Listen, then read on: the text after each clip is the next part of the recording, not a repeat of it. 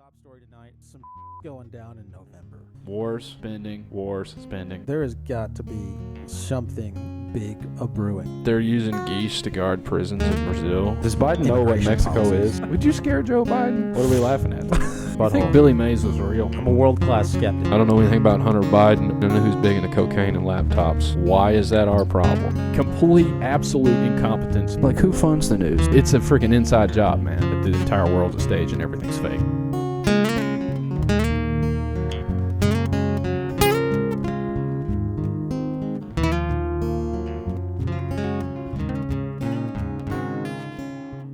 Let us know, but we'll just keep talking because it's all right. Cool. Welcome back. Another episode of the Veritas Road. Carson here with Murph. Our top story tonight: thousands of middle-aged women across the country took to social media today to express their shock and disbelief at the groundbreaking study that was just published in the Journal of Health, which found that b***ing to your husband about bullshit nonsense all day, every day may actually be the primary cause of erectile dysfunction among married couples. Now, the researchers of the journal did go on to say and suggest that the cure might be as simple as shutting up and swallowing. Jesus. So there's that. Did you already do that? Yeah, I was thinking you already did that. Oh, did I already do that I one? think you did. Yeah. You did Damn like it. 2 weeks ago. I mean, Well, we got to redo this now. I thought it was slightly different. All right, I got another one. Okay. We'll try again. All right. Are we just going to keep rolling and edit Of course. it and post? We don't have to edit it. That's Why would fair. you edit it? I mean, you could. Your vulgarity. Vulgarity. Yeah, you can just display that to everyone twice. Keep going. That felt judgmental. That felt a little judgmental. Well, okay. I'm a Karen, like these middle-aged women. I have another one about middle-aged women, so we go with that one. Middle-aged women all over the country took to social media earlier today to express their shock at the upsetting findings of a groundbreaking new study that found that telling your ass friends very loudly in public that you're on a diet doesn't actually help you lose weight. So put down the chocolate and get a Stairmaster, you fat, disgusting. That is appropriate. Yeah. Although, is it chocolate that makes them fat? It's all the baking they do. Like all these Karens and their baking. And they're putting their baking on Facebook. They're like, oh, look at these cute muffins I made. No, you're fat. Right? You eat some meat, get into ketosis, walk a little bit. Yeah. I hate Karens. So you've triggered me. You've triggered me. But just middle-aged women triggers me. It's becoming, I work with a bunch of middle-aged women. It's becoming my least favorite population. I like women in general. It's a great half of the population. Arguably my favorite half of the population, but like once they hit like 35, Are you questioning? You on the are you in the LGBT whatever community? the sandwich community. Yeah. I lost my train. You of thought. just said arguably, so it just threw me into a loop that you were questioning. I see. Yeah, it's just that it's like 38 to like 55, you know? Well, it's the dumpiness of fat middle-aged white women. If they're not fat and dumpy, they're probably better. Yeah, that is true. Yeah. Yeah. Like they're frumpy. They're frumpy in the worst way. Yeah, as Theo Vaughn would say, they're frumpkins. Oh, that's good. They're Is that what he said? They're frumpkins? I love just that. look up the video. He's telling a story about him and this lady on a plane when he got an erection while he was sleeping. It's very funny. Did she touch it? I'll just encourage everyone to watch it. All right, I'm going to watch I I'll can't be do it watching justice. that immediately after this is over.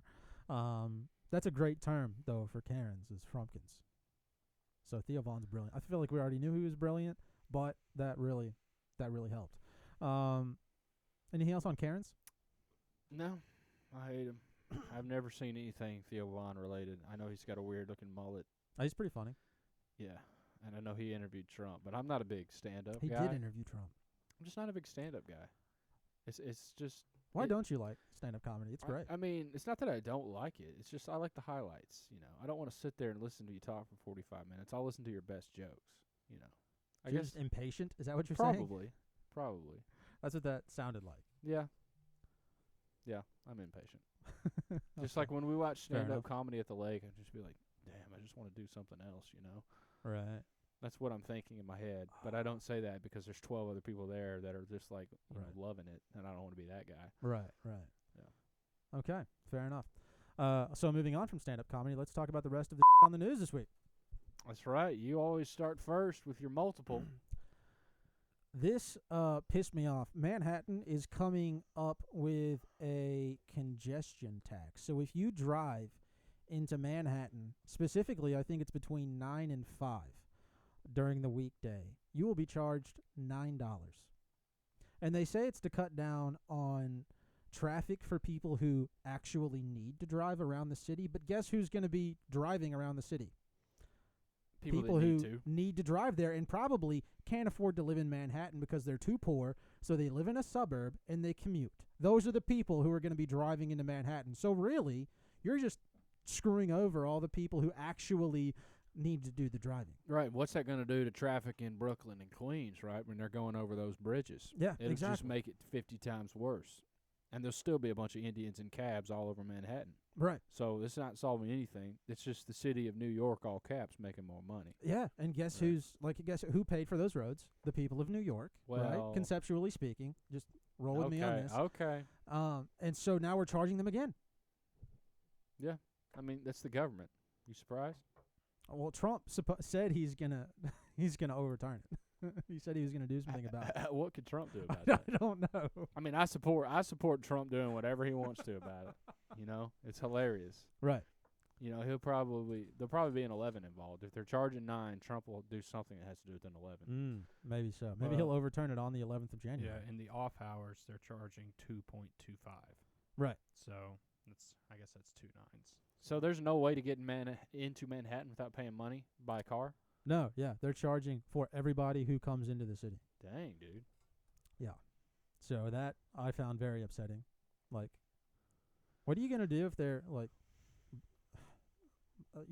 what if they're the illegals that those people love so much? You know, are they going to charge them? They can't afford to pay that money anyway. Well, yeah, they can. They're getting, like, free iPhone 15s and, like, $700 a month in food, $700 a month in allowance for this. It's the white people that are making $60,000 a year who can't afford nothing. That's true. Trust me, okay? Trust me. So I couldn't afford this toll. I've never driven in Manhattan. I've been there twice. The traffic is insane. It was fun to visit, but I couldn't imagine driving in there, especially now that you have to pay. You have to pay for hell now. Well, and you went pre-2020, didn't you? That's true, yeah. I went in 2017, 2019. Back when it was still arguably the greatest city on earth. You could definitely argue that. Yeah. But I'm just saying a lot of people would think that. It was interesting. There's a lot of cool architecture. I'm a big architecture nerd. There's Yeah. a lot of cool old world buildings there, I think. But Right. So, yeah, that's that one. that's wild. How long till that trickles into Nashville? You got to pay. You have to pay. Yeah. If they try to bring that to Tennessee, I'm going to lose Dude, my that's mind. how they're going to pay for the Titans' new stadium. Is if you drive into Tennessee, you got to pay a toll, and then that'll pay for the Titans. So I just solved your problem, Mr. Cooper. Isn't he the mayor still, John? Yeah. What a douchebag. Mayor of man. Nashville? Yeah, Dean Cooper or Cooper Dean or something like that. We're from Nashville. To anyone who's confused about me bringing up Nashville randomly, or we're from the Nashville area. Yeah. All right, what's your next story? Oh, let's see. So this one got me riled up. I think this is the one that got me riled up. Yeah, so John, scroll down and zoom into where I can read this article. So this absolute just turd of a human being. What's her name? So I want what's this girl's name? I want to call her out. Hannah Holland. Go yourself, all right? Go fuck yourself. She wrote a whole article on how the Make America Healthy Again, which is RFK's, platform that he's dealing with, is actually just going to be terrible for America. And so, she said, whoa, you can zoom out some, John. That's a little big. Perfect. Stay there. Yeah, 150. So the Make America Healthy Again, or I don't even know how to say that. It's not MAGA. It's Maha. Yeah, you gotta put an Indian spin on it. She said it's a growing Trump-centric subculture, which it's not. The influencers and politicians and followers argue that Americans have been made sick by corporate greed. That's true, which is as close to a unifying principle as it can be said to hold. Who cares? According to Maha, pharmaceutical, agricultural, and food industry giants have poisoned us with red food dye, seed oils, processed food, and microplastics. All of that is absolutely 100% true. And currently, the movement is obsessed with promoting so-called raw milk, which is very good for you, incorrectly claiming unpasteurized milk provides health benefits, which it does. including immunity to E. coli and salmonella. I don't know about those specifically, but it is very good for your immune system. In fact, according to the CDC, who we already know, they're full of shit, right? After what we dealt with in 2020 and 2021, those who consume unpasteurized milk are 840 times more likely to contract foodborne illness. That's some nonsense. Okay? All right. Let me stop you right here. Okay. First of all, two things here. Yeah. Yeah. The CDC.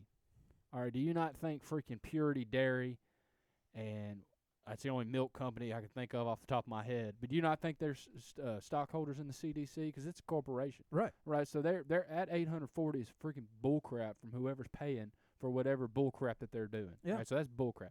Second of all, go up to the top there. The idea that it's a Trump-centric subculture, well, I agree with that. But how does that have anything to do with what comes next? They're trying to say because it's Trump that all this is now false, which is just a false dichotomy. Yeah, That's it's a good point. Trump-centric, you know. Everybody's waving American flags and mullets and going, hell yeah, and make America healthy again. Right. But that doesn't change the fact that all these things are that he's right. RFK's right on all this. Exactly. And So- RFK was basically running on this Yeah, platform it's before. just it's low platform appeal to emotion nonsense. This article, Agreed. Scroll up to just the previous paragraph. even John, though right she's there. right in the beginning, Yeah. like I totally agree. It's a Trump-centric subculture. I agree with that. See, I don't know that it's Trump's. It kind of is now because RFK is part of Right. like Trump's team, but it didn't start out that way. Do you think half, a fourth, an eighth of people would give a damn if Trump wasn't backing RFK? I don't know. I don't know how I many mean- people have latched on to the platform separate and apart from people who are already like fans of RFK and like the Children's Health Defense Fund and all that stuff. Right. So I don't know how that's been, what the change has been there. But like it is a fact that RFK had a large following before. Regardless, The holistic health community was already heavily involved in like right-wing politics anyway.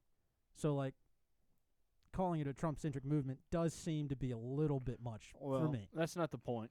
The point is that even if it's Trump-centered or not, all that stuff is true. All this stuff is nonsense. I also just read something that's very interesting right there. The most insidious aspect of blah, blah, blah is its most defining feature.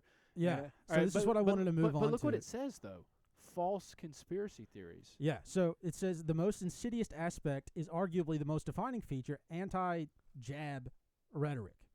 On message boards, subreddits, live streams, and podcasts, many commentators disseminated anti-jab disinformation and false conspiracy theories throughout the corona pandemic. Now,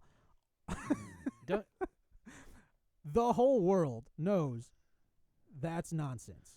Yeah. Everybody knows. Even Grandpa, who just deep throats everything that CNN or Fox has to say, knows that's bull. That paragraph is bull. Grandpa wouldn't do that. That'd be Grandma. Frumpy Karen. Okay, fair Yeah. enough. Yeah, it's total nonsense. But saying false conspiracy theories, doesn't that mean MSNBC? Doesn't that imply that there are true conspiracy theories? I guess that is a Right? good point. Isn't yeah. false conspiracy theories redundant for these people? So Joe Scarborough needs to get his act together because that's implying that some of them are real, which maybe they're going in the right direction then. Maybe so.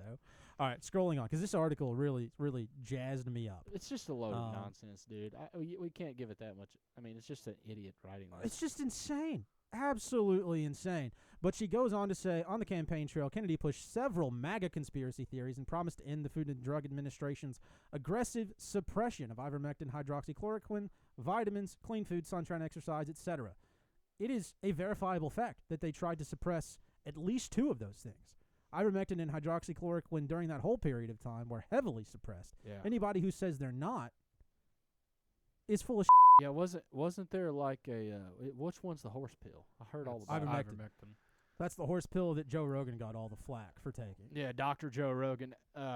Right. Shout out to you, Aaron Rodgers. Hey, you know what? You know what would be good if that sentence ended right after the apostrophe S on the Food and Drug Administration. Okay, you can take out everything else. It's just in the Just yeah. I mean, that's what we need. it is a pretty useless entity. All right. So Yeah. Like I just couldn't believe what I was reading for this entire article, and it goes on to try to paint him as this horrifying, like a study of the Center for Countering Digital Hate. Can you think of a more like nonsense woke concept than that? Cited Kennedy as one of 12 anti-jabbers who played leading roles in spreading digital misinformation about the corona jabs. Are you serious? Dude, that's insane. How much you want to bet that somehow the ADL is involved in that digital center for hate or whatever? That's a load of BS, man.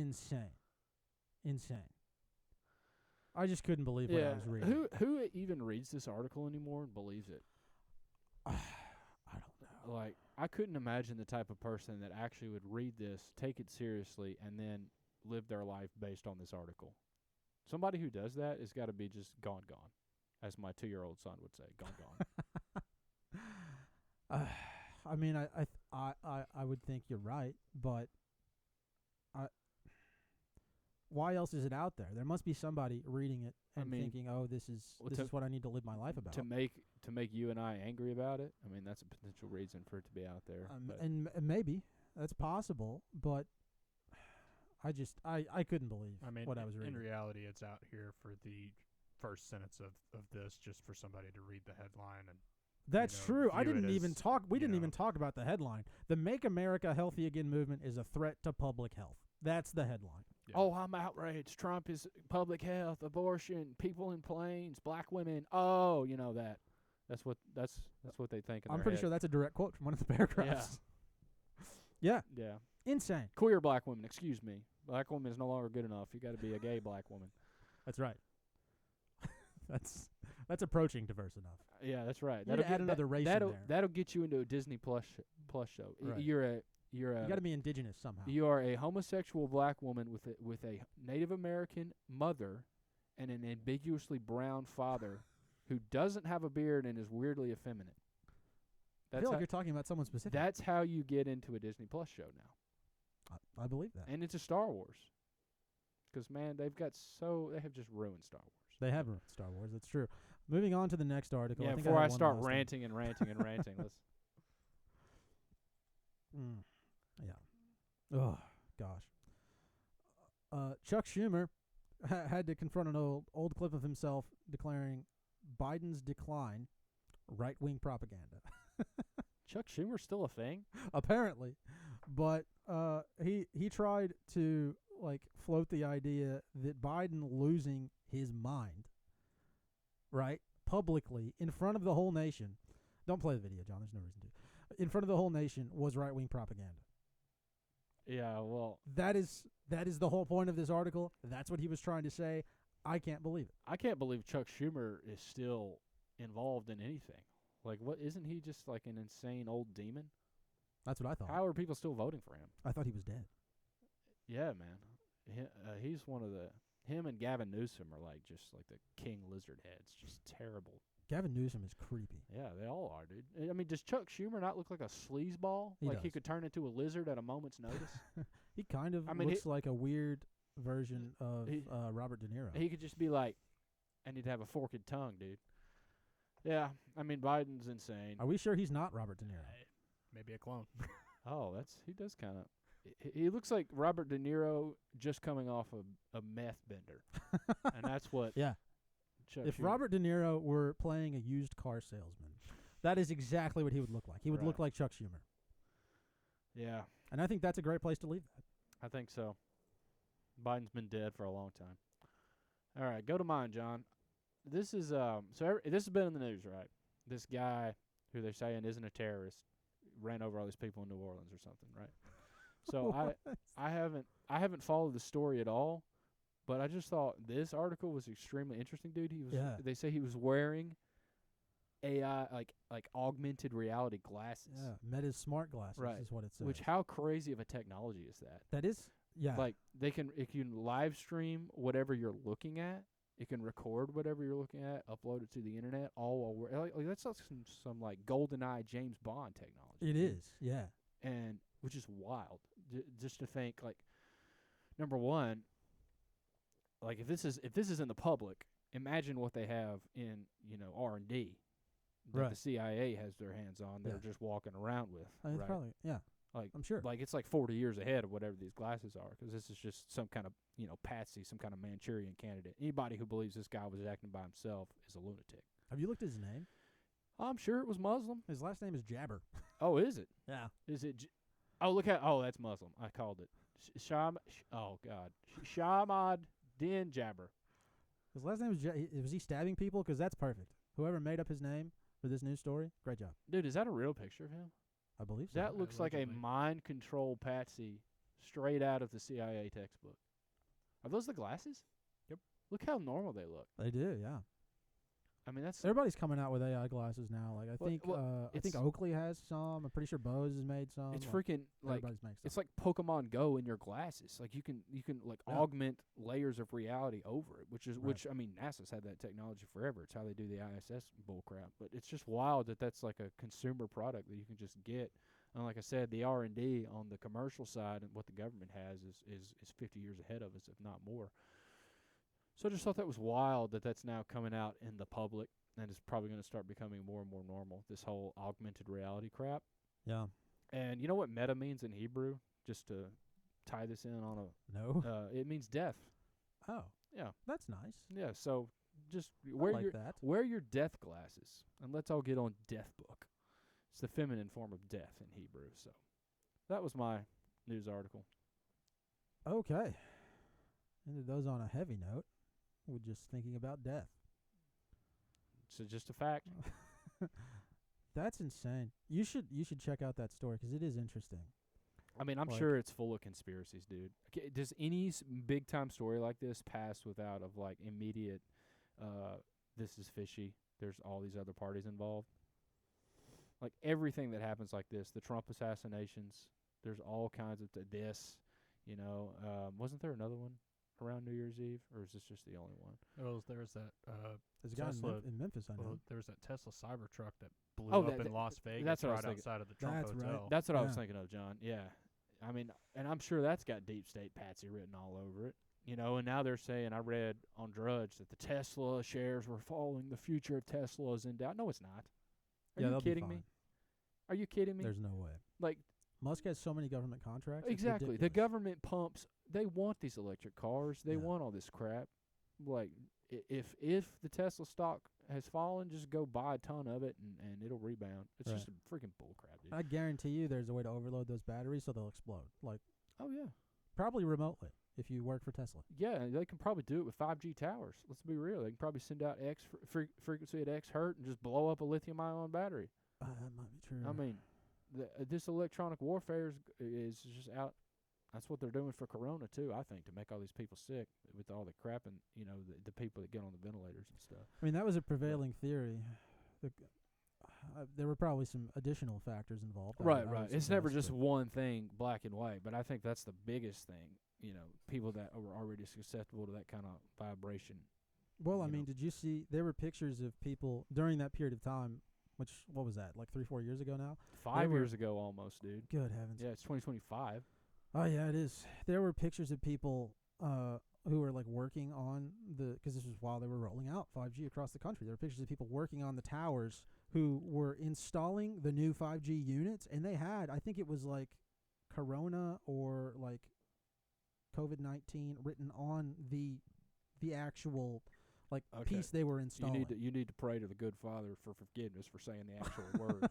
I've been I do. I never say. I religiously okay. don't say that. Well, maybe we could release it behind the paywall why you don't say that word. But yeah, dude, they were also putting like those 5G towers in like trees and cactuses and stuff because people were getting suspicious. Trees and Yeah, cactuses. dude, you know how my phone is, but they are making artificial cactuses and putting 5G towers in them in the desert. You gotta have internet. Dude, I should not. If I can remember, I'll post a screenshot. Maybe we can throw up a screenshot in the post edit because You're not gonna remember. I'm so bad about that, dude. I've said I'm gonna link like 100 things that I haven't. Right. That's fine. Yeah, it's fine. If people are upset about it, they can let us know. yeah, DM us on Twitter.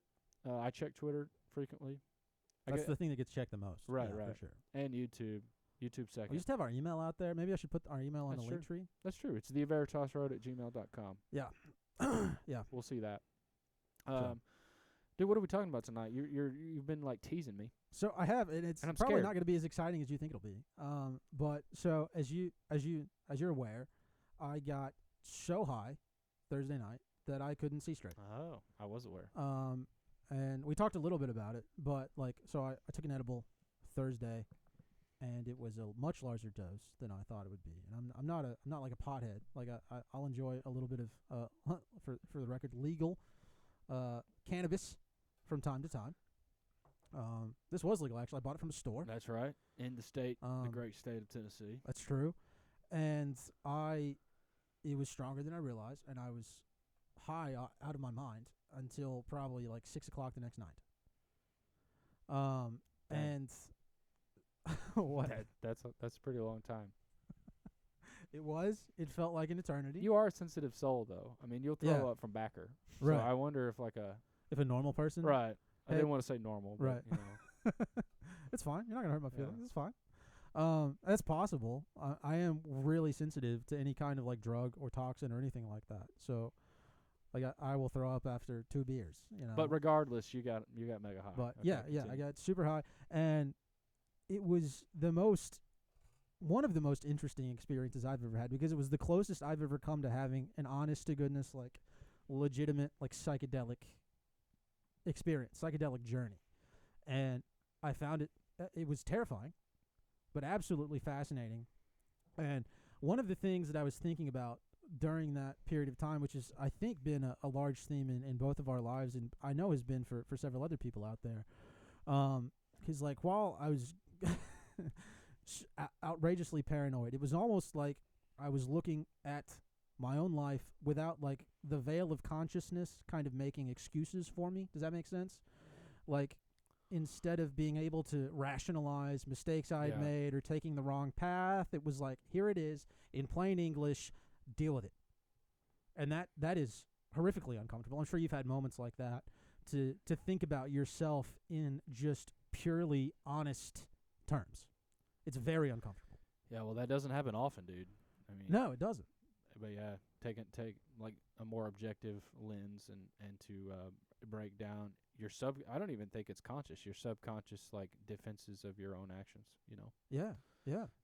As a necessity for fight or flight, for survival, dude. I mean, you view the world in that way to survive. You know, and putting down those barriers is, you know, it is a memorable experience because it didn't happen that much. So I relate to that.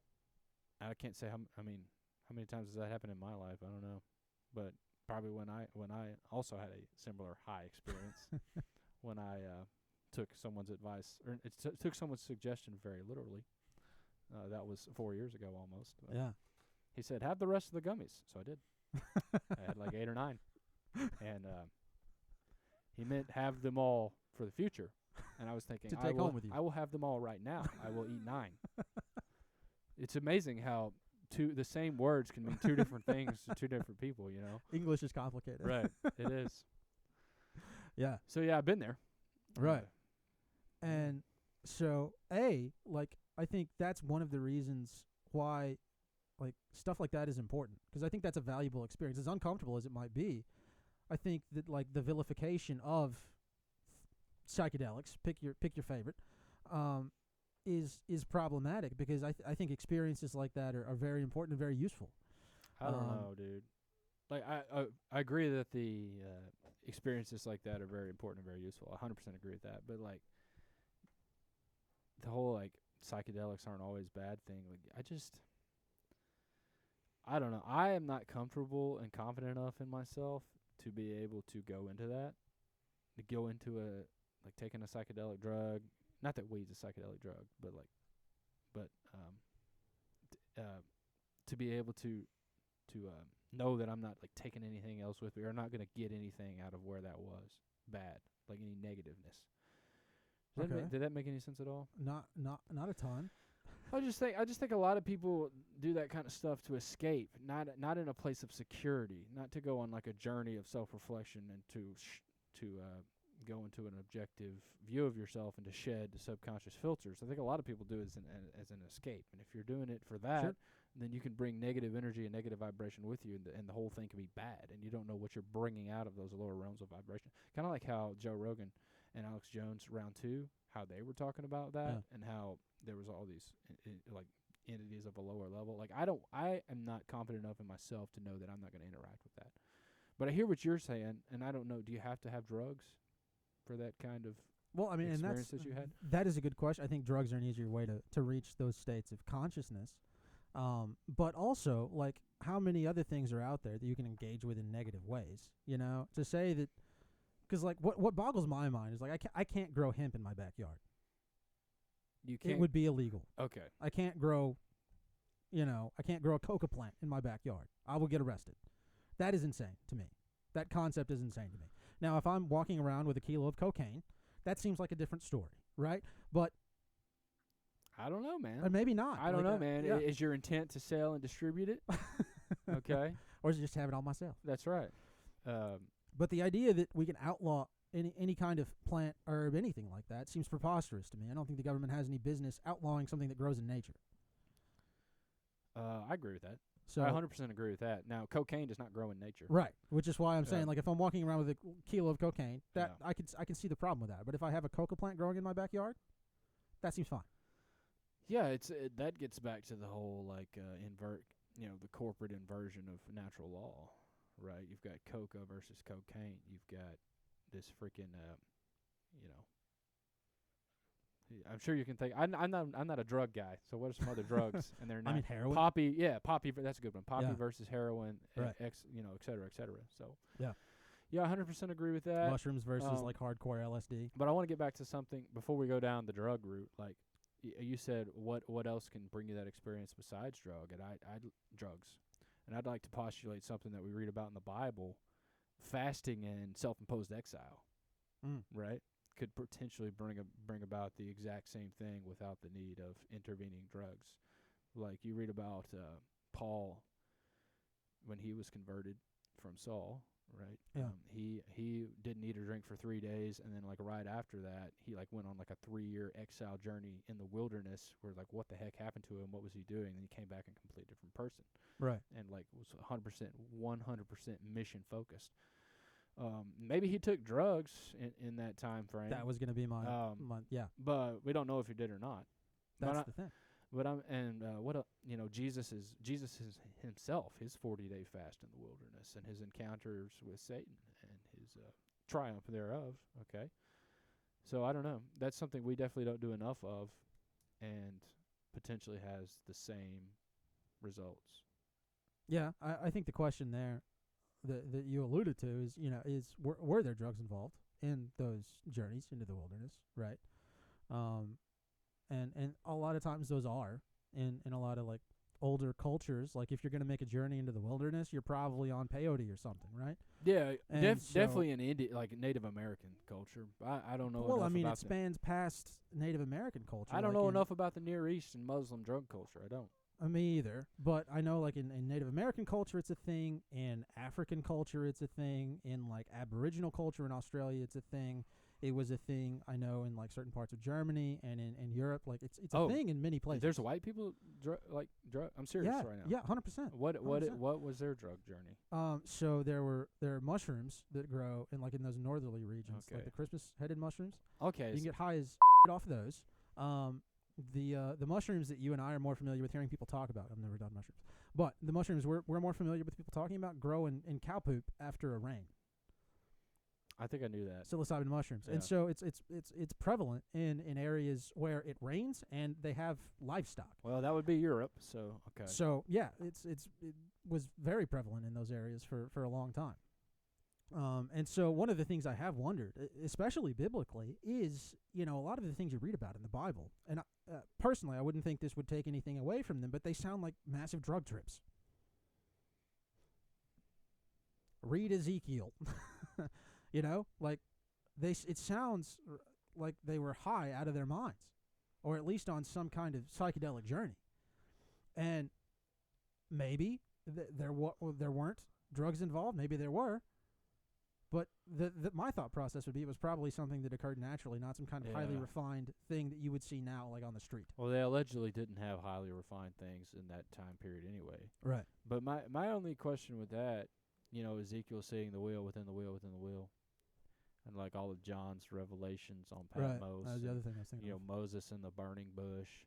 Yeah. My only thoughts with that is why wouldn't it say that they ingested something if they in fact did? Maybe it was so common that it didn't even occur to people to mention it. Or, I mean, we've had the discussion of, maybe the Bible has been messed with to try to That's mask true. some of the things that are beneficial for us, concepts that might be useful, like maybe there are okay. actually 77 No. books in the Bible, all of that stuff. Like maybe that's legitimately true. Well, that is your winning argument right there, where you just completely derailed everything that I was thinking, because that's 100% true. Because they messed with the name of God, and if they mess with the name of God, who knows what else they messed with? So Right. yeah, good point. And I don't know, so- man. I mean, I don't think it was drugs that caused the Red Sea to part. I think it actually parted. Same. But could it be drugs that allow you to see some of these visions? Potentially. It just scares me, man. I'm not gonna mess with any of those. It drugs. is. It's scary. I'm not suggesting anyone does necessarily, but the thing that I wanted to eventually drive at here was, during that period of time while I was just very highly introspective, uncomfortably so. One of the things I was thinking about was my life and your life, and some of the similarities that I think I see in those areas as a result of like a lack of fathering, and that it's something I think a lot of people can probably identify with, in that, like, so you and I both kind of in our own separate ways kind of grew up without a parental father figure, right? Yeah, and that, well, I guess we're getting really personal, but the older and older I get, the less and less I fault my dad for any of that, and the more and more I attribute it to the nature of the system itself. Like his constant work, he had to do that to survive, dude.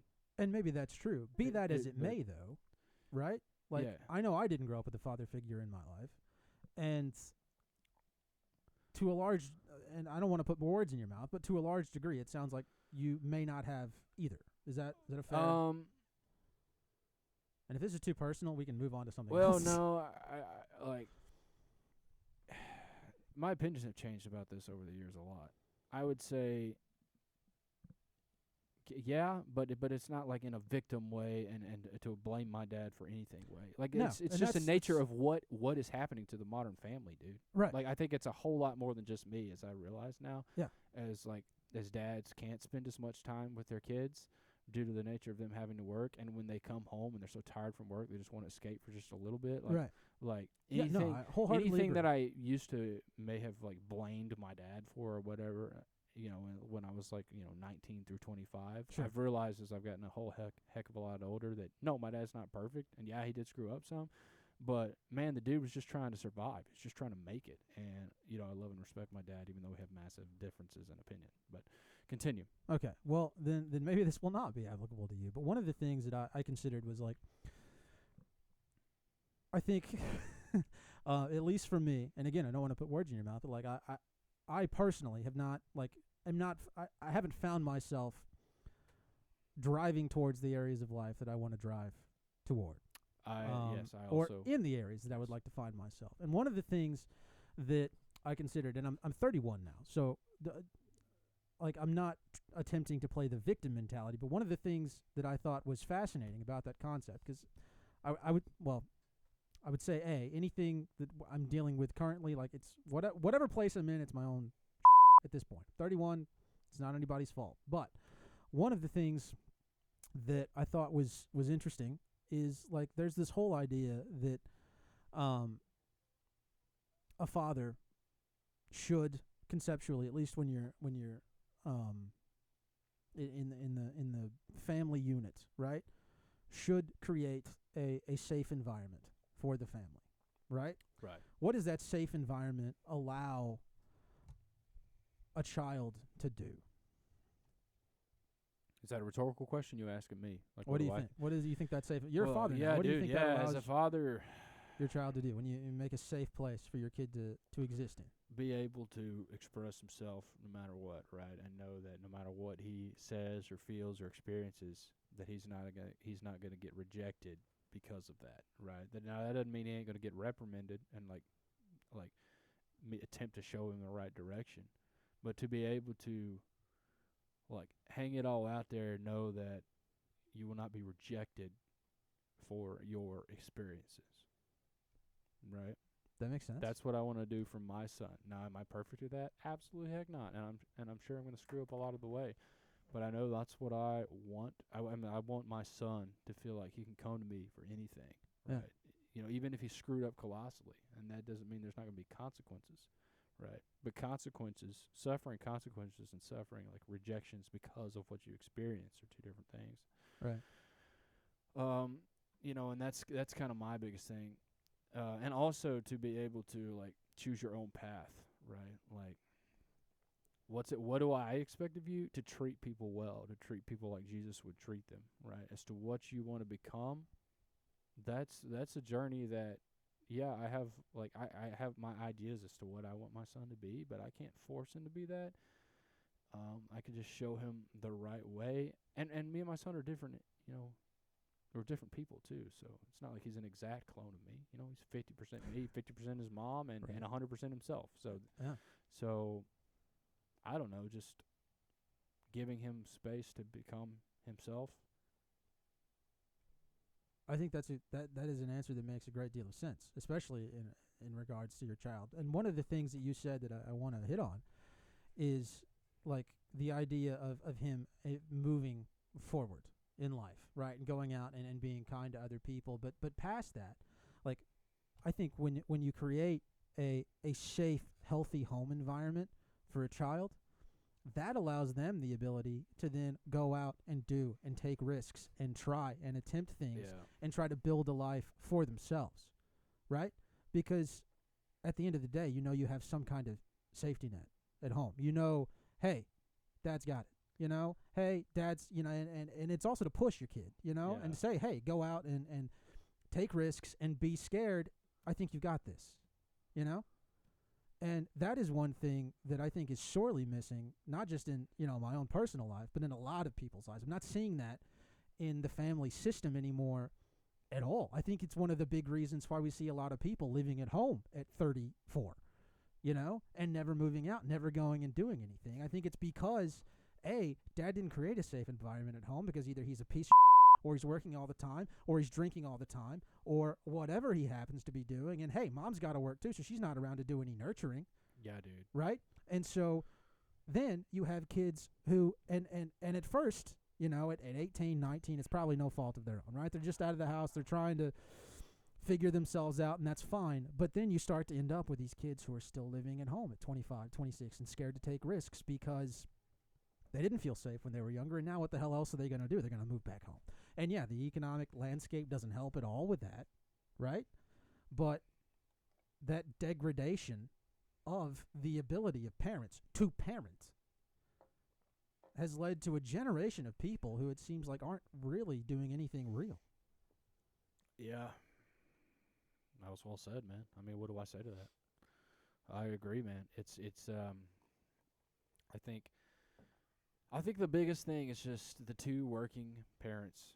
All right, just the whole system itself. The two working parents creates exhaustion in both the parents, right? Yeah. And to escape from that burden, like when you're home, that's supposed to be a time to engage with your child, but you're just so dang tired from work, so you throw on a TV, you throw on your technology, and you just give the child the same. Right, as opposed to like fellowshipping around a meal all together, like prepared from your own work, the toil of your hands, from your garden and crap, or from whatever your dad killed, you know, out there in the deer stand. We don't even have to go back to the 1800s. We can go back to the 1970s. Yeah. Instead of doing that, you know, you're buying fast food or you're having something door dashed, and you're all just sitting there. I'm the world's worst about this. Okay, you know, my son a lot of times will watch Pokemon while he eats, and I just go and just take a bath, or I'm just like, man, I got to have a little bit of a break. Well, I mean, and that may be true, but, and I will say this, we were talking about how I never give you compliments earlier. I will say this, you are very intentional about making sure to always engage with your son. Like, nobody can say that you don't do that. So I don't think you can fault yourself for a little bit of Pokemon every now and then. Yeah, that's what I try to tell myself, but, you know, I crucify myself every time I do that. But, seems a little regardless of my own issues, the fact what I just said definitely remains. And all this technology, all this hustle and bustle of the corporate system, it just whittles away at the foundations of family, man. That's why families in the rural areas that have been, you know, less affected by all this are stronger, man. Yeah. even though it creeps into everything, right? Like even the Amish, I'm sure feel effects from this. But That'd be an interesting thing. We have an Amish community not far from here. We could go ask them. they're like 20 miles south, probably less than that of this very point as the crow flies. So yeah. Before we move on, I do want to add a kind of a point to what you're talking about, and kind of what we talked about a few episodes ago when we're talking about the corporate system. It's the inversion of that, because it's like you were saying about how kids should be able to look for security in their homes that's created by their father. Yeah. But now people are looking for security in the corporate system. It's like, what does everybody say about a corporate job? It's security, right? Right. It's financial security. It's, for a lot of people, it's emotional security. Is because they're not finding it at home, they're finding it in the inverse that's created in the corporate system. I would say they're not. They're looking for it in that. Yeah. They ain't finding it. That's why there's That's so the point many, he's making. Yeah, there's so much depression and depravity and people. But and nihilism. But it's I get offering that lie that it's offering the lie that they can replace that. Yeah, right, man. Right. Which, in a lot of ways, what we've discussed, they're intentionally degrading it so that they can take that portion of our lives. I agree with that. You know how the science would be the religious aspect of the worldview being brought to you. That work and the corporate system and that work and how it infiltrates the family is the socio-economic, emotional worldview that's being brought to you. Those two things are go hand in hand, two sides of the same inverted coin that you're handed. That's a good point. Dang. And what do you do about that? What do you mean? Like, how can you gotta get, I just think it comes back to trying to homestead, trying to get out of it best you can. Try to make your own food, try to build your own family, try to make your own house, try. And I think all that is good. And sorry, I didn't mean to cut you off. Go I ahead. mean, and not, moving the needle that way, not completely just doing it, yeah. but just trying to be a little more independent, trying to wean yourself off little by little. And maybe that's the case. I guess one thing that I think of is like I don't think everybody, especially in the current landscape, is cut out to homestead. I don't think everybody is built for that. And I also think like if you have a group of more than a few hundred people, like it's just the nature of social systems for some kind of specialized work economy to develop. I don't think everybody's going to be a homesteader. Now, is that 100% correct? I don't know.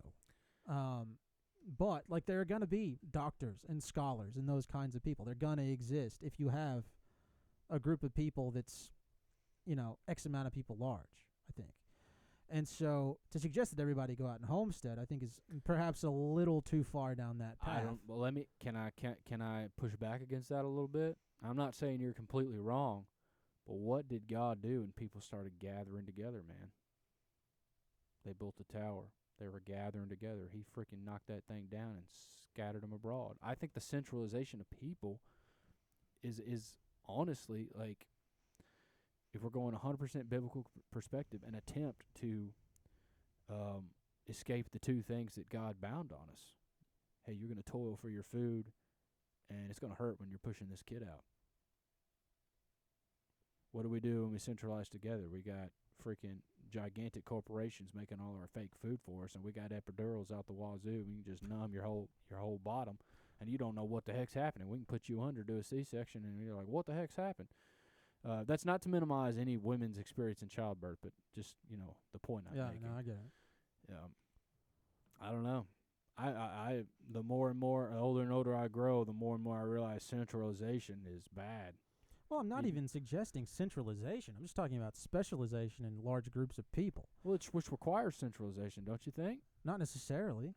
Look, if you go out and you have a family, right? Let's say Bill goes out. He has a family, wife. Because he's a homesteader, he has 8 kids, right?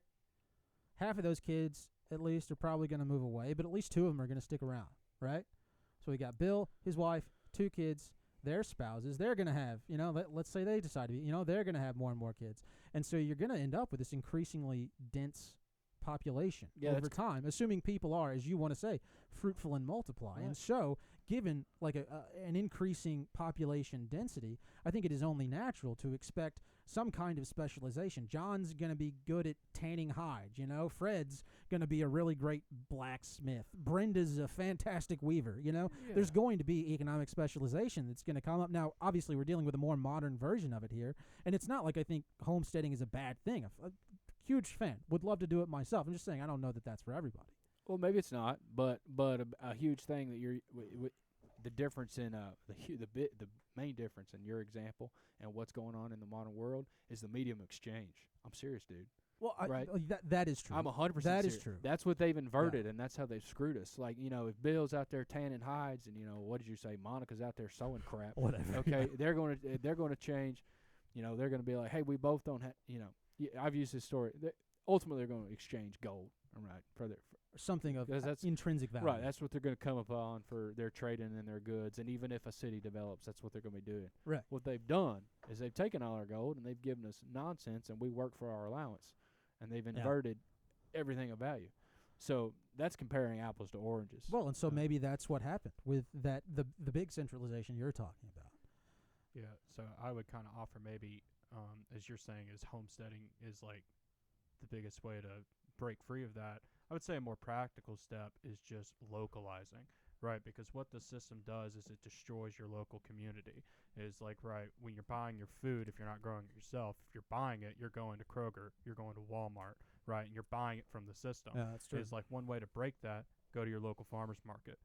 yeah, Meet dude. the guy growing your food, build a relationship with them. Is like the most practical way to challenge the system is build community, build relationships with the people that you're interacting with, because the corporate system is designed to destroy that ultimately, first and foremost, I think, because it's like you don't have a relationship with, You don't know who's growing yeah. your food. and you don't have a relationship in any interaction that you make in that system, any transaction you make. Right, you're buying oranges in Michigan in summertime, like or in wintertime. What the hell? Like you don't know who grew that orange. You look like you had something to say. No, I mean, yeah, I agree with John. You know, that's where you start. And from a pure monetary standpoint, like maybe it gets to the point you're like, hey, I instead of paying all this money, let me just ask this farmer how he's doing all this, and let me start doing it. But I 100% agree with you, John. You start locally, you start divesting. Yeah, 'Cause well, continue. You're eventually going to have to get to the if we're using a hourglass, right, and like the common law of God is on the top, and we're in the inverted corporate law of Satan, and we're falling to the bottom. We're going to have to start. So dramatic. We got to have to start going back up, but we're still on the corporate side, Yeah. right? So what John's saying is, we're going back up, we're still in the corporate side, but eventually. I think the idea would be to reach the fulcrum or the turning point where you're back in the common law in the producing side. But 100%, what I'm saying is what John's suggesting is a step in the right direction. Yeah, I mean, I would agree with that. Yeah, for sure. To bring us back to the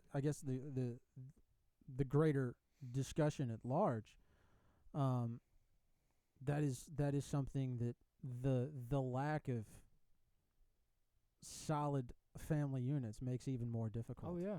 One of the things I noticed, because I'm at the farmer's market every week, is guess who's there with their wife and kids? All the farmers. Yes. They're not always there. I mean, sometimes it's just one person or the other, but they're all married and they all have kids. Every single one. Of them. Right. There's not a single one of them that's just like a single guy.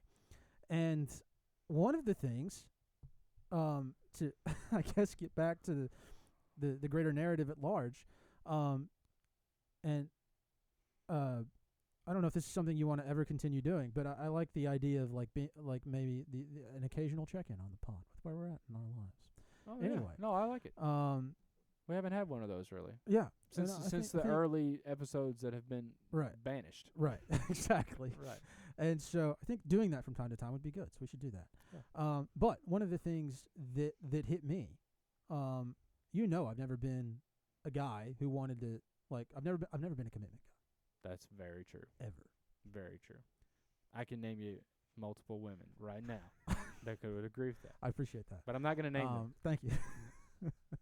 But one of the things that hit me in thinking about that greater problem at large of family units kind of generationally failing over time, right? Such that it creates a population that is less robust, less industrious, less everything, you Right. know?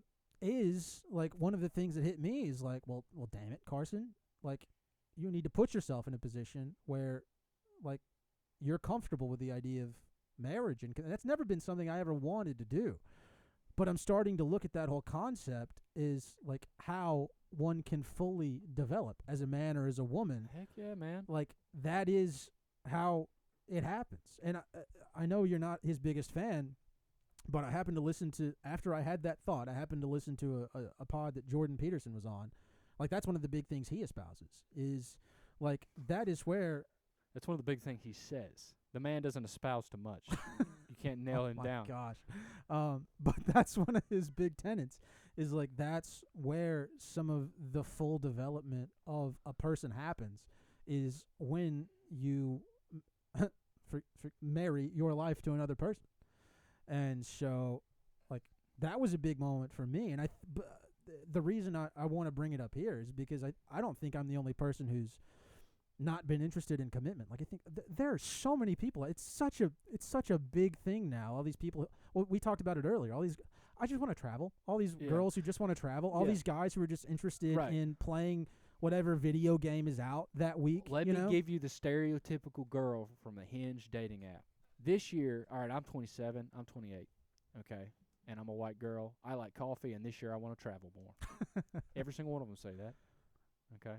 The flip side of that is, can you blame them? Have you seen the guys that are out there dating? They're terrible. They all game all day, and that's it. They work some nonsense job for like an accounting firm where they don't actually know what they do, but they pretend to do it, and they're about as interesting as a piece of driftwood. Well, that's... Have you tried to have a conversation with any of these guys? It's terrible. Dude, you can't have a conversation with any of those girls either. But like, I'd want to travel more too. That's if that were where the people I was dating. that is where it comes down to the system producing this kind of prototypical, not prototypical, this kind of like what's a word for like stereotypical example?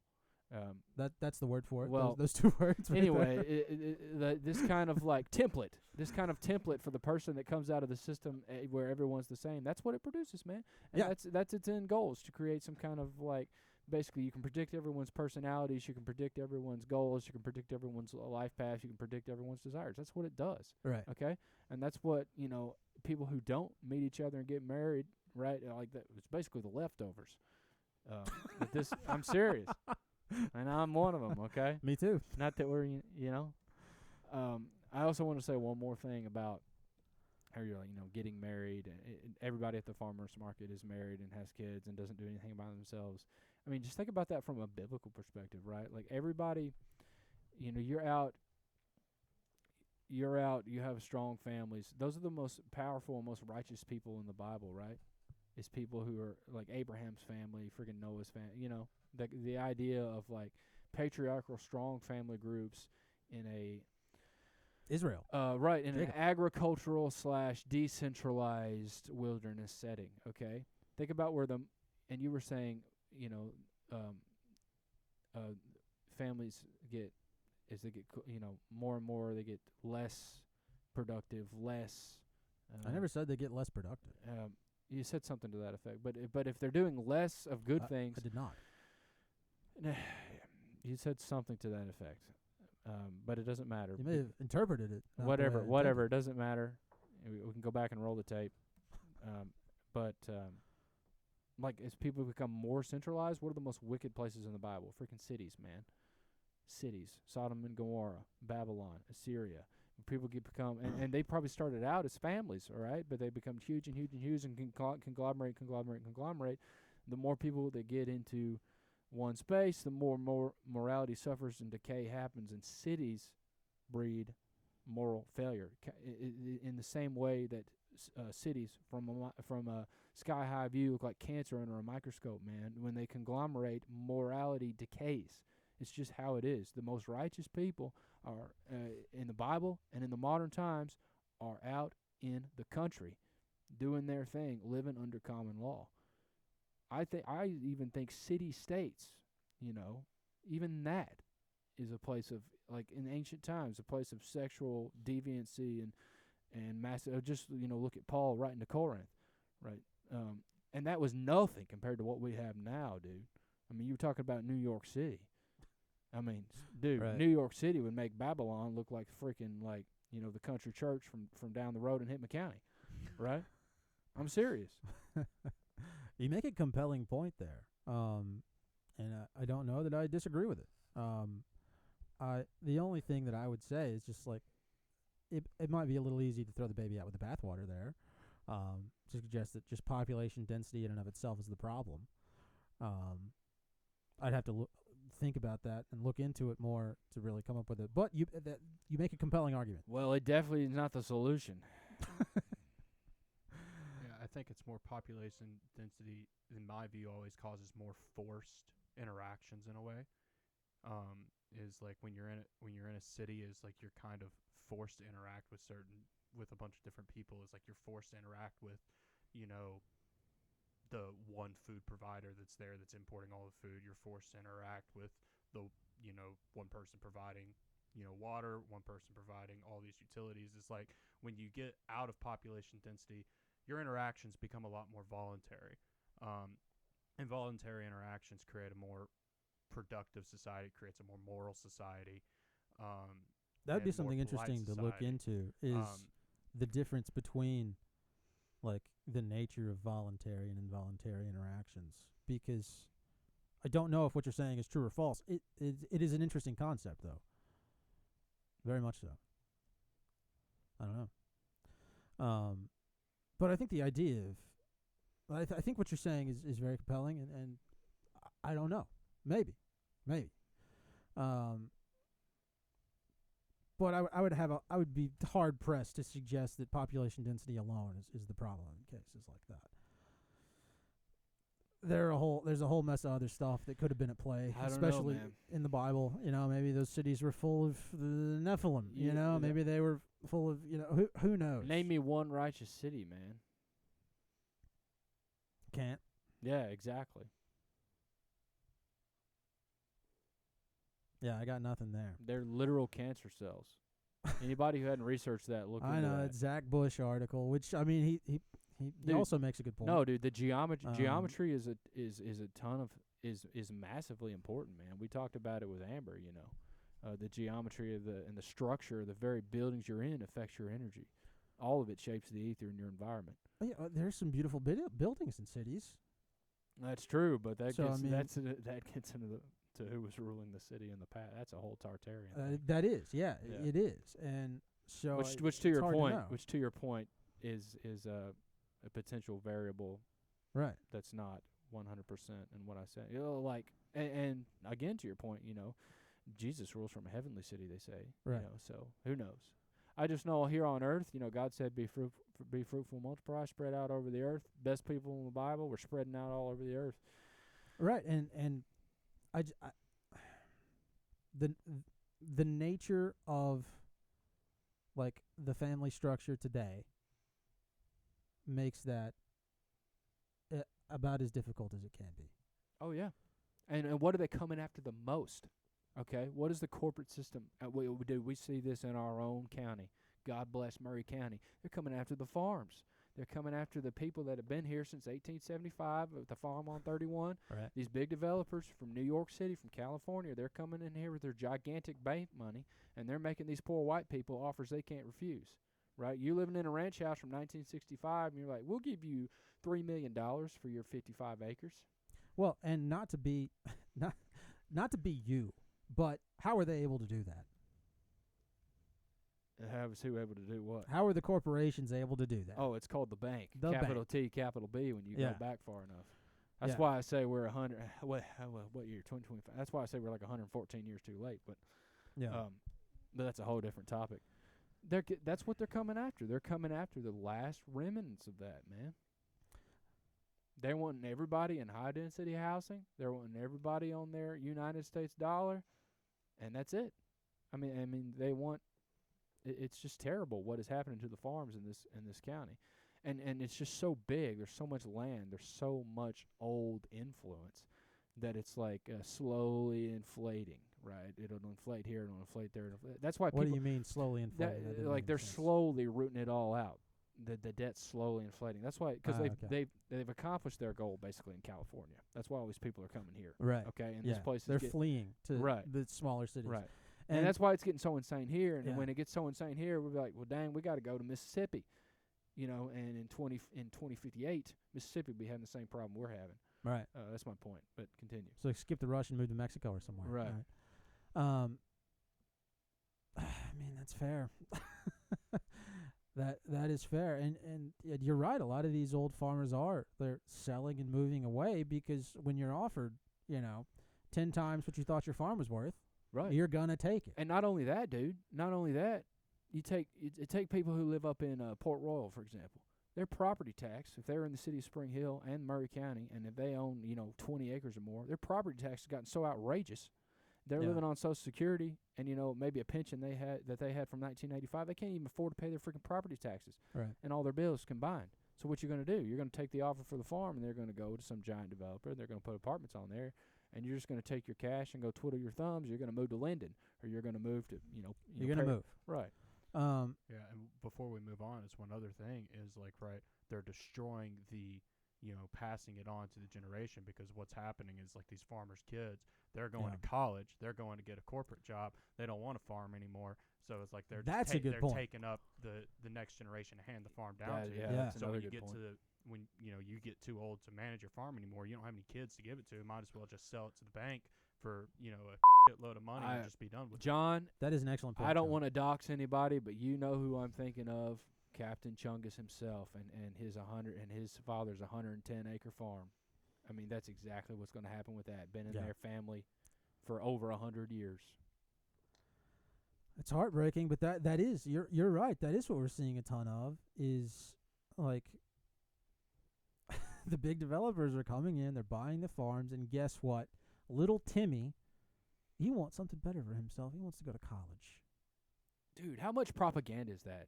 Just the way you said it just triggered me. Like, that's Yeah. such propaganda, dude. Right, that you gotta it leave. is. That you gotta leave the farm and go to college. No, you gotta leave the farm and go to college because the developers want your land. Well, and here's how did we get to the point where you had to go to college?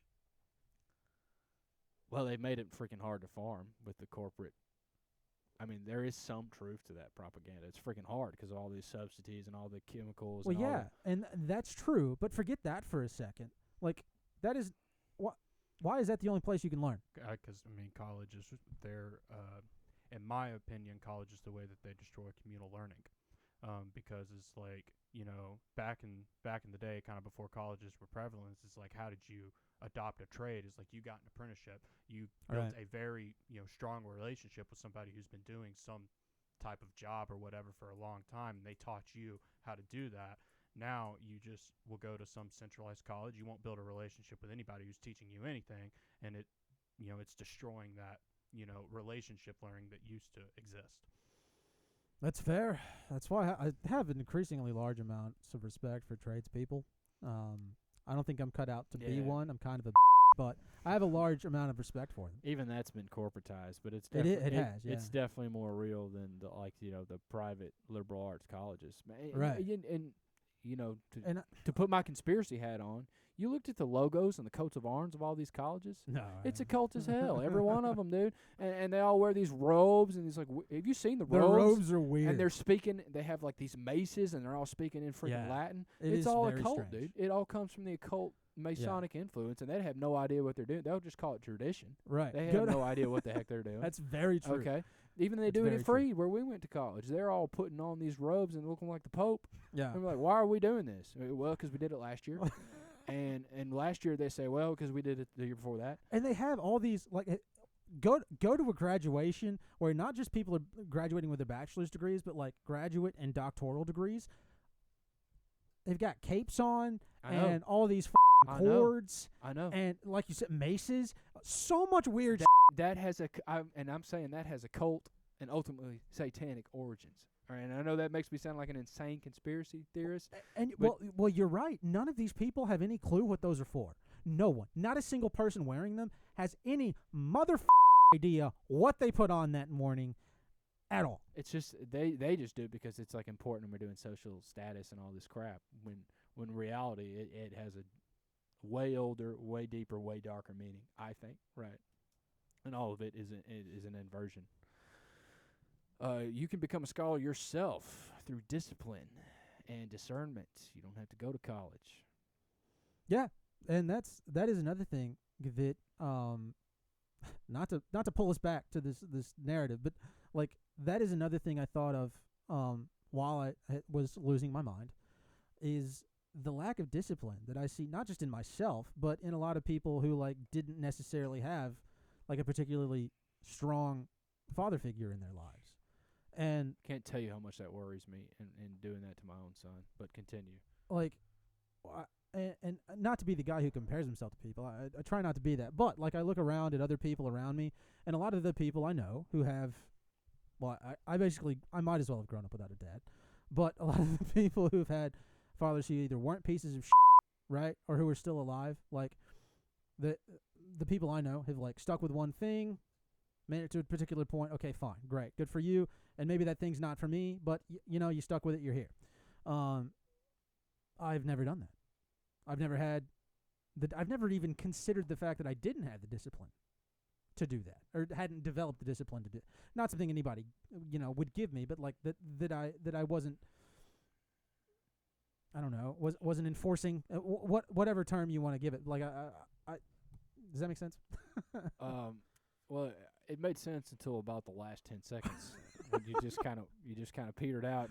And but can you discipline, dude? Disciplining yourself to like you said, people we know that are sticking it out to one spot, and there is something to be said about that. But to those, like, all right, something you'll 100% understand. Would any amount of discipline force Neo to go back to that job once he had talked to Morpheus? I don't think that question makes sense. Like, being disciplined and staying in one place in the corporate overworld, those two things don't that's a false dichotomy. No, forget the corporate overworld. I'm just talking about having the discipline to do anything, because I think it's a universal truth that to accomplish anything worth accomplishing, right, you have to develop the discipline to pursue it daily. Period. Well, then you have to ask, what are the people that you're comparing yourself to? What have they accomplished? And I mean, quite frankly, nothing I want to accomplish. I'll be honest with you. But then you have a moot point. No. Comparing. No. Hold on. The thing that got them to a place that they perceive to be good, right, was discipline. Okay. To wake up and do X every day. And maybe that's not the place I want to get to, but the bottom line is, right, to make it to from A to B, right? You have to develop the discipline to wake up and do whatever it is you're pursuing from day to day, right? Or then we get back to my point. If whatever it is you're pursuing from the day to day is in the matrix, and you're awake to that, Let's how assume can you it's not. But it is. Not necessarily. Let's just assume it's not. For the people that you're comparing your life to, who do you know? Like to hijack what you're saying, a better analogy would be compare your life to people we know that have accomplished things outside of the matrix. They've had to be very disciplined as well. That's my point. Is in any setting. But how many people like it has that to do you know? exist. That's personally that's not many. Right. Over the internet, I mean, I know of that's quite a few. That's my point. When you start comparing yourself to inverted ideas of success versus to what's actually happening, the comparison's not going to look as bad, I think. But continue. I get what you're saying about the discipline. Okay. So then why are we talking about the Matrix? I'm not talking about like waking up and dealing with your corporate job. I'm just talking about like, because that's how most people do. Well, sure, but all right. I mean, I'm serious. Yeah, and I mean, I get that. My point is, though, anything worth achieving, be it homesteading or building whatever it is you want to build for yourself. Maybe it's doing this podcast, right? There you go. And this is a great example because you and I did not have the discipline to do this every week to put out any kind of content for a long time. Guess what? We've developed a slightly better product now, and it is as a result of, there was a period over the summer where this is all I did all day, every day. As I got up, I worked on shorts, I edited the podcast, I researched, different things, and guess what? It's not perfect. I think we can all agree it's still a little bit terrible, but it's a lot better than it was, and that came out of having the discipline to wake up, right, and do something for 4 to 8 hours every day. Yeah, and you've been way more disciplined than I have on this podcast. But that is a good representation of the point I'm trying to make. Yeah, and it's good for yourself, dude. That's And something so- you can be proud of in yourself. And I mean, that's all well and good, but the greater point is the fact that, where I see that lack of discipline, it often is in people without good father figures, right? Because I think that's a big, if you want to look at, traditional gender roles, or if you want to look at, the divine feminine and the divine masculine, whatever terms you want to couch it in, right? Mom is the nurturer, is the is the sweet encourager, right? Dad is protector, is safety, is also the person that pushes you to be disciplined, right? To encourage you to go out and attack whatever thing it is you're trying to accomplish, right? Right. And so, and it doesn't have to be people we know, but just in looking at overarching trends, the people I see who are more disciplined have had stronger father figures. That's all I'm saying. Yeah. No, I agree with that. and when it comes down to it, if you're the devil and you hate that, and that's something like what you described, those roles that you described, something that the creator set up, something that is inherently good. Right. Creator sets it up, it's good. Okay. If you hate that, what are you gonna do? You're gonna attack that. Right. What do? They incentivize single motherhood. They cuck the father. Yeah. And they get to where the mom is having to do 2 roles, and failing miserably because that's just not in their genes. Right. Right? All these women going out there, in the freaking Trump world with their guns and their crap. Yeah, you might be Right. hot, you might be shooting a Glock, but where's your freaking husband with his AR? Okay? Where's your father doing the same thing? Right. Right? It's weird, when I see that. And, I'm the world, and me being a single dad, I struggle with this too. I have to play the role of the mother and the father, and it gets everything all screwed up, and, just God bless my son. I hope he's going to be all right. But those roles are critically important, and the devil is attacking them, dude, through his infrastructure. Because the devil ain't knocking on your front door and being like, all right, here I come. I'm going to tempt you today. No, that's nonsense. Right. All right, the devil's probably in the city of London somewhere, some freaking 666-headed dragon walking around London. But his infrastructure, Dramatic imagery. but his infrastructure that he set up attacks us every single day. And what does it come at? Those roles. Yeah. So 2 things. To that point, I think another thing we see in culture, this has been true for me, and I think may perhaps have been true for you for some time. I don't know. Again, don't want to put words in your mouth. But one thing that I've noticed, at least in myself, is my dad was a terrible example of how to be a father, right? And so what I found in myself was that later on in life, right, as I'm getting old enough to exhibit, after puberty and that kind of thing, to exhibit male characteristics, guess what I didn't do? Yeah. Lean into those male characteristics. What I did was try to embrace the feminine side of myself. What I did was encourage those softer traits. As the pendulum was swinging very far the opposite direction because I saw what a tyrant my dad was at home. Well, I don't want to be that, right? Mm. And so we end up with a 20-year-old guy who has a much more feminine demeanor and personality than is perhaps good and useful and appropriate. Yeah. I can definitely relate to that on my confrontation and relationship side for sure. For sure, dude. Yeah. Because of the things that you've seen growing up, and again, no bash on my father. I got lucky. I can bash my dad all I want. He's dead, so it's not a Well, problem. dude, I've become a lot more empathetic as I've become a father and understanding how some of these things can come about. That doesn't Yeah, excuse right. bad things that he's done or that has happened, but it's definitely I'm not just playing the blame game. No, anymore. yeah, not at all. But anyway, but dude, 100%. You're if he was pissed at mom or pissed for something, blah, blah, blah, and he lashed out in anger, you see that as a kid, you're not going to want to do that. But the flip side of that is Sometimes you're you gonna need to have appropriate right. anger. Sometimes there is a place for standing up for yourself, Right. and Or the people around you, right. whatever it happens to right, be. or standing up for X, Y, and Z, and because of you being scared as a kid, you're not going to do that, and then you're basically becoming a little bitch. Okay, Right. and that's where Yeah, most exactly of what our I'm driving at. generation is, and really Gen Z, like really John's generation has become. Like millennials, there's a lot of that, but there's still an occasional. It's really happened, I think, with like the kids that are. John is the only one Gen Zer I know, so I have no clue. But yeah, dude, that's totally a problem in young males. Couple that with the lack of testosterone. Yeah, with all the Right. plastics. And And yeah, all the plastics, all the porn, all the this. yeah, the and porn that. doesn't help either. Yeah, it's a huge problem, dude. Yeah. And In harmony with that. Sorry, did you?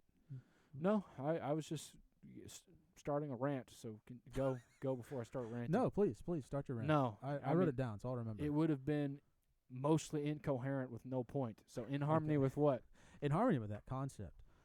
You're familiar with Kelly Brogan. If you guys aren't familiar with Kelly Brogan, check her work out. She's brilliant.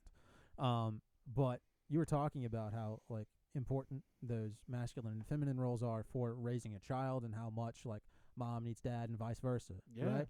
One of the she's a clinical psychologist, right? I think she's a psychiatrist actually. So she went to med school. Oh. Anyway, I know there's the ethos for you, but the rest of that because she didn't learn anything in med school, and she'll tell you that.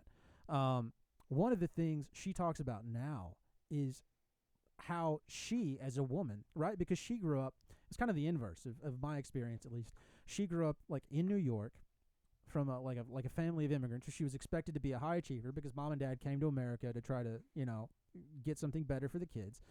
And so like she grew up with these high expectations, going to medical school, embodying like masculine energy, right? I'm going to go out and work, take what's mine. Yeah. I'm not going to take any right? Yeah. And I'm going to be a high achiever. I don't care about kids. I don't need a man. Like, I am going to go do these things. I don't need any of you trying to help me out. I'm fine. I'm a strong woman. And I would agree she is a strong woman. But what she's learned now, later in life, right? Because she's like 50-something now. And she's been through like a couple of relationships because, she was so screwed up in the head, right?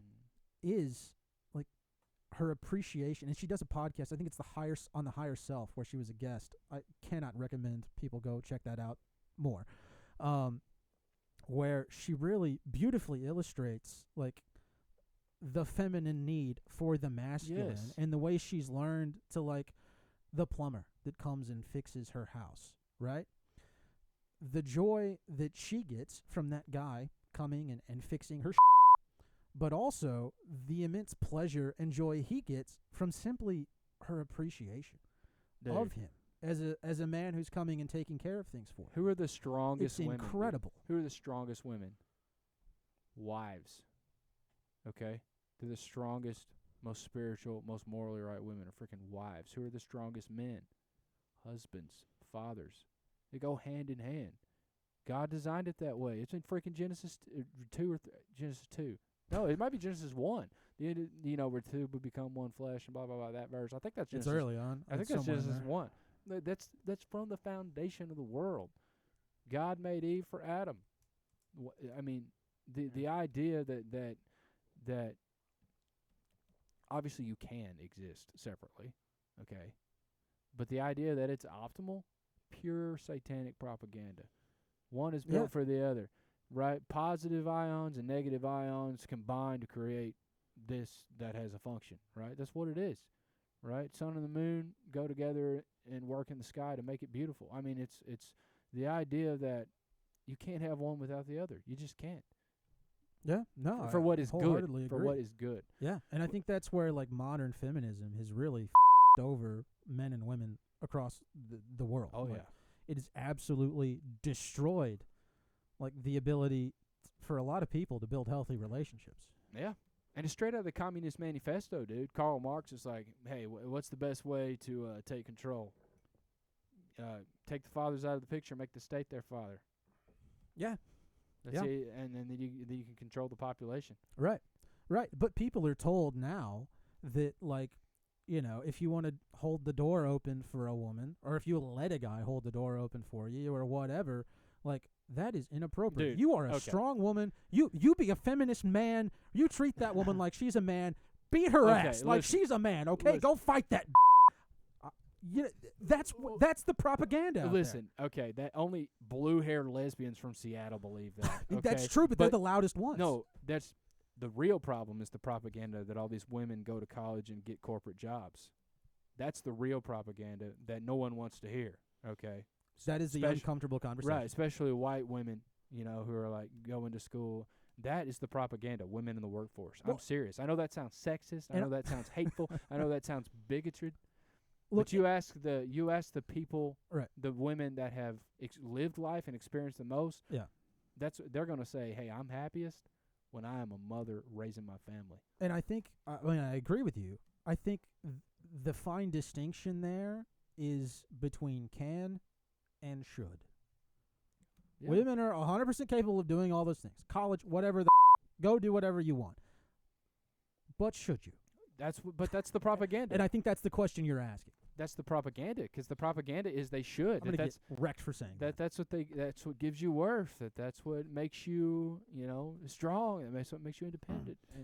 And I mean, I say that, but one of the are we good? Oh yeah, something sounds like it died. Hope that wasn't me. I think we're all right.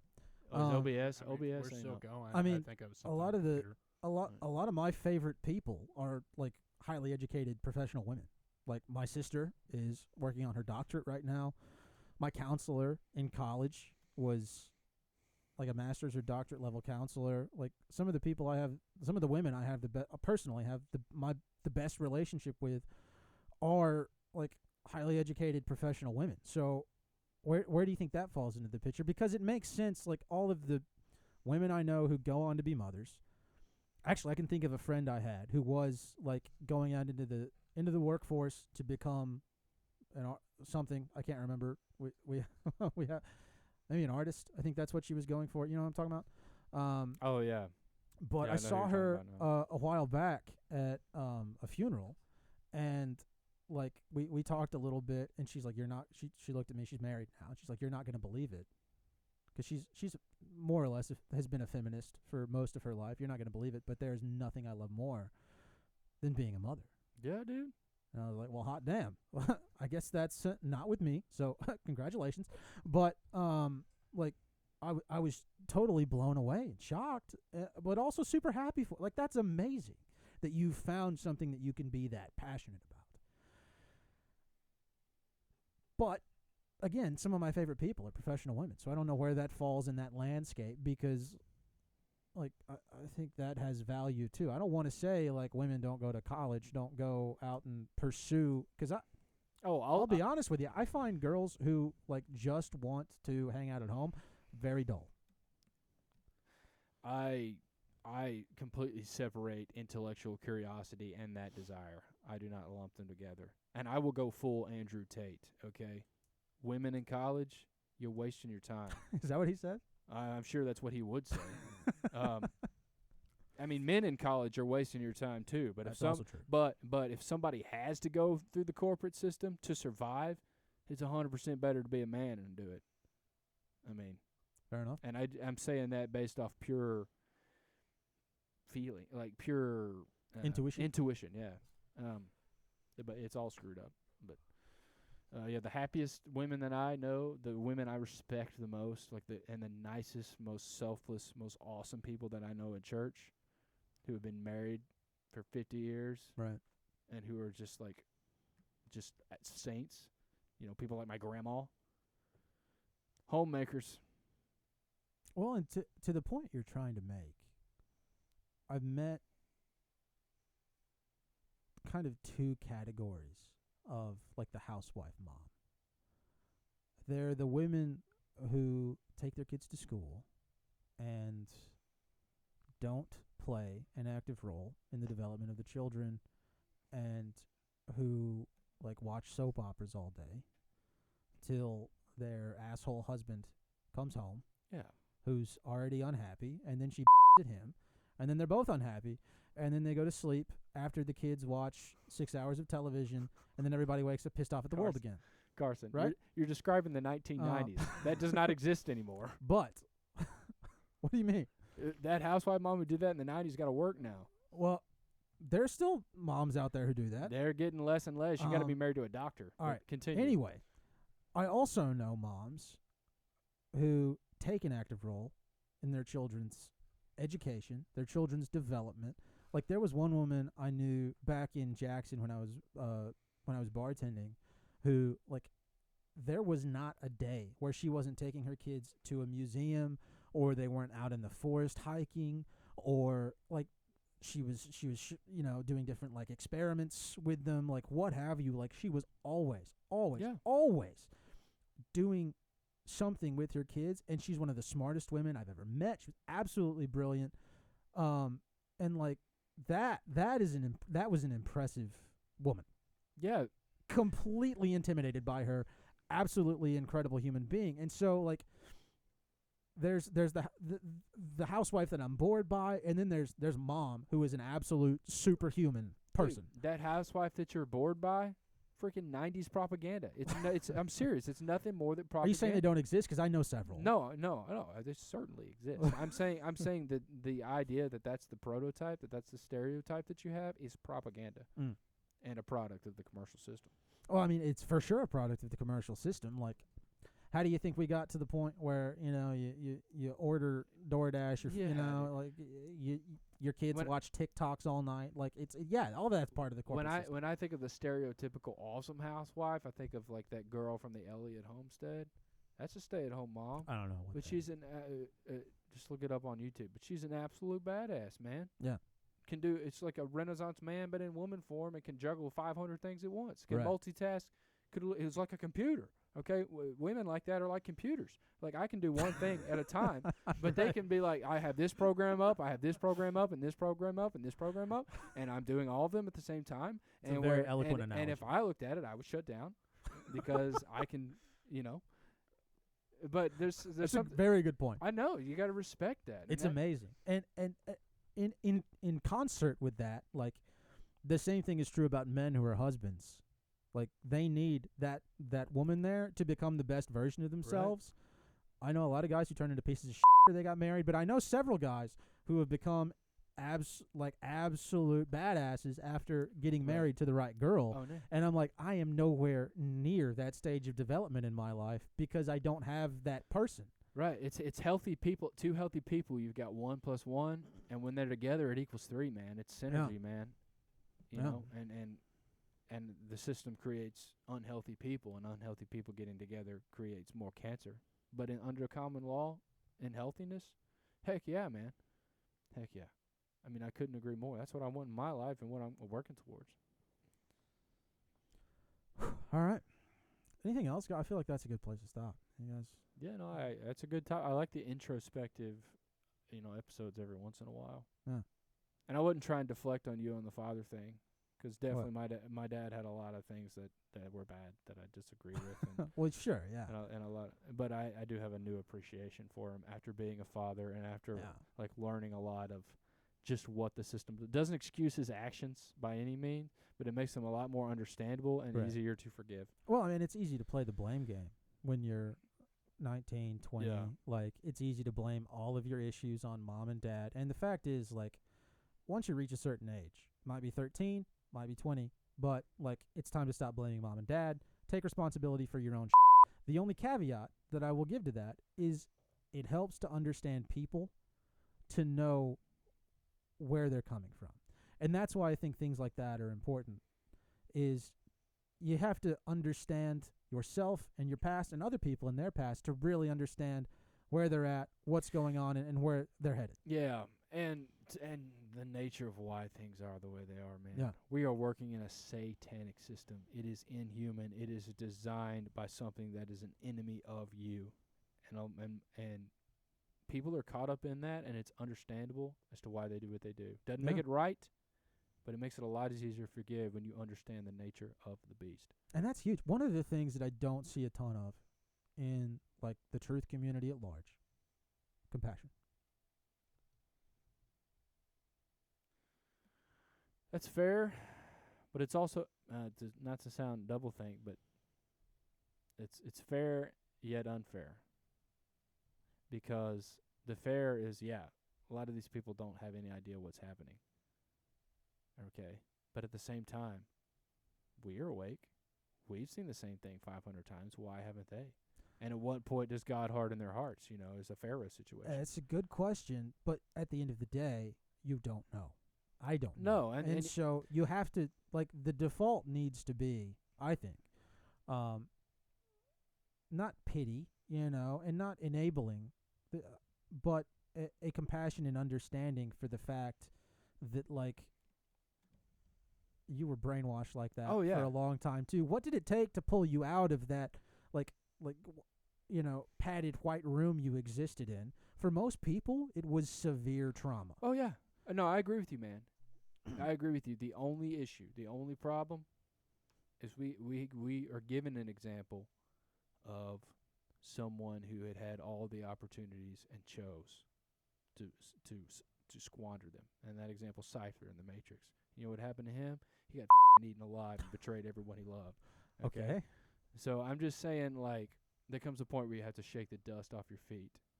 I don't understand how that you can't applies. have compassion and enabling. You can't let compassion become enabling. Right, I 100% agree. Which 100% agree. happens in my life and in relationships, but I'm the complete opposite end when it comes to judging people in the truth community scale. That's my point. And now maybe that comes from my extreme personality, but men are more logical, women are more emotional. It comes back to the men and women balance. You get pure 100% logic. You're going to not have empathy for anyone, and you need a woman by there to straighten you out. Okay? I'm serious. On the other side, if you get women who are just caught up in this and that and this and that, they're going to be spouting nonsense. Okay? And that happens. That's why we need each other. Maybe we should try to get Andrew Tate on. I feel like we vibe pretty well. Oh, that guy's a hero.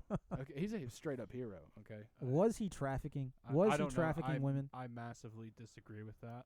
I doubt he's trafficking women. I think anybody who's coming that hard for what the Khazarians from Israel are pushing, they probably set him up. I'm not saying Andrew Tate is perfect, but his message is definitely something this world needs to hear. I he's disagree kind of an with ass. that because, dude, his message of what success is so backwards and so dangerous to men and women. It's completely opposite of what we've been talking about. I don't know what his message for success is. He doesn't. I haven't listened to him recently, but I know what he was saying in the beginning was some hard hitting truth. I'm serious, dude. Some hard hitting truth. I get that, but he doesn't strike me as a person who's preaching the messages. Hey, you need to find, a woman. You need to find commitment. You need to find marriage. You need to build a family. Oh, that's true. He's not. You're right he's about not that. preaching that. That he's preaching the bullshit. It's right. You need to just build. Wealth. Build your empire. Yeah, build your empire, and it's right. Your boy's got a girl in every major city. Yeah, okay, all right. He said that crap. That's why I have a problem. Well, let me. You can take the good and leave the bad. His ideas about the roles. He's 100% spot on about men and women's roles. That is true. Now, what he wants to do with those roles is up to him and God. Perhaps that's where we would disagree. I think it is. I don't think you've heard his discussions on I have a girl in Paris and London, and she'll either be faithful to me or she'll lose my protection and my wealth. That's kind of a cunty thing. To be fair though, that is the last unreconciled thing I have between the Bible and morality. Polygamy.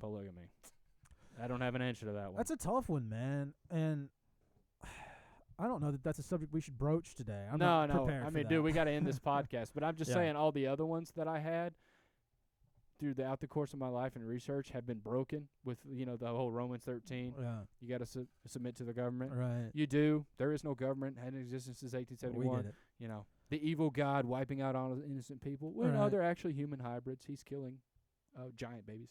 Maybe. But that's the last domino to fall. I'm confident that it will one day, but I don't know, man. That is a weird one because polygamy just doesn't sit well. Is that a cultural thing? Is that why I'm uncomfortable with it? I don't know, but the idea has just never sat well with me. So I see your point. Yeah. It just reads different from Old Testament to New Testament, and I think It does. I think modern Church of Christ, Protestant Catholic Christians have kind of trouble marrying the two together of how that works, because it's like the way the New Testament describes the relationship between men and women, the institution of marriage, is very different from how it worked in the Old Testament. And I think because the church in general has a massive problem of understanding how the Old Testament and New Testament works together, I think that's just an extension. That's Well, because and here's a question. Like, one of the things that I think a lot of people don't, and not to, I know we need to end this, but one of the things that a lot of people seem to be uncomfortable with, especially in the religious community, is the idea that there are like cultural aspects to your faith. If you're like if you're a Christian, there are certain things that are going to be appropriate or not appropriate based on the culture you're a part of. Okay? And so, like, polygamy and misogyny seem to be a lot more appropriate in the Middle East than they are here.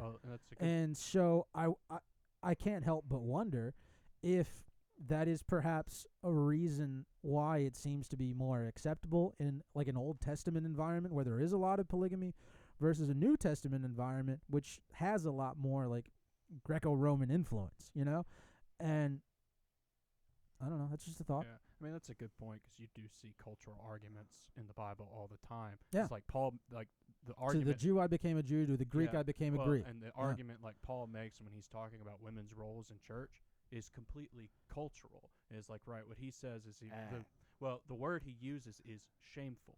I think it's even less than that. I think they just had idiot women in their church who wouldn't shut up, and Paul's like, "Shut up." But That's what I that think. might be it, because it's like That's what I.